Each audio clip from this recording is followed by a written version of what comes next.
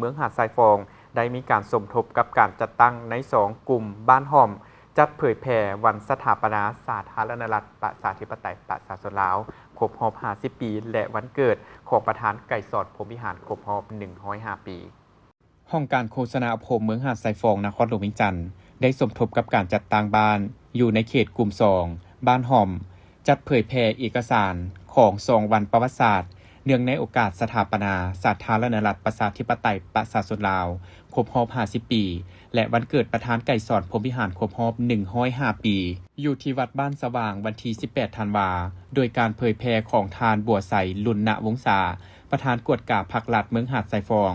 โดยมีพนักงานก่อสร้างหากฐานการจัดตั้งบ้านและสาวหนุ่มนักเรียนเยาวชนเข้าร่วมในพิธีได้ยกให้เห็นถึงผลงานภารกิจปฏิวัติของพรรคประชาชนปฏิวัติลาว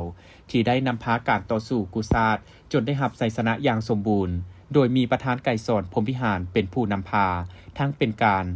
หวนคืนระยะ50 ปีที่ได้รับการปลดปล่อยซึ่งประเทศลาวได้ตกอยู่ภายใต้การปกครองของจักรพรรดิต่างชาติประชาชนลาวบรรดาเผ่าแม้นถูกกดขี่ขูดรีดอย่างโหดร้ายป่าเถื่อนจนบ่มีสิทธิเสรีภาพและสิทธิพื้นฐานระบบการบริหารแม้นถูกควบคุมบัญชาด้วยข้าราชการของต่างชาติและผู้มีอำนาจอยู่แต่ละท้องถิ่นเศรษฐกิจพบความยุ่งยากการศึกษายังถูกจำกัดชาวบ้านส่วนใหญ่แม้นบ่มีโอกาสได้เข้าโรงเรียนและพื้นฐานโครงหลังภายในประเทศก็ถูกสงครามทำลายอย่างหนักหน่วงเฮ็ดให้ประชาชนลาวมีความเครียดแค้นและยกระดับการต่อสู้ของมหาชนกว้างขวางออกในทั่วประเทศเพื่อต่อต้านกับลัทธิจักรพรรดิผู้หุกหานจนได้รับชัยชนะอย่างสง่าผ่าเผยและสถาปนาเป็นสาธารณรัฐประชาธิปไตยประชาชนลาวในวันที่2 ธันวาคม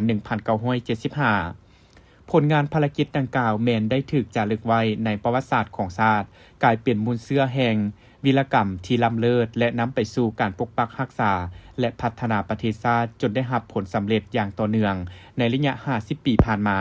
ภายใต้การนำพาของพรรคเฮ็ดให้สมหน้าของประเทศมีการเปลี่ยนแปลงใหญ่หลวงรอบด้านชีวิตการเป็นอยู่ของประชาชนบรรดาเผ่าได้รับการยกสูงขึ้นประเทศชาติมีเสถียรภาพทางด้านการเมืองหนักแน่น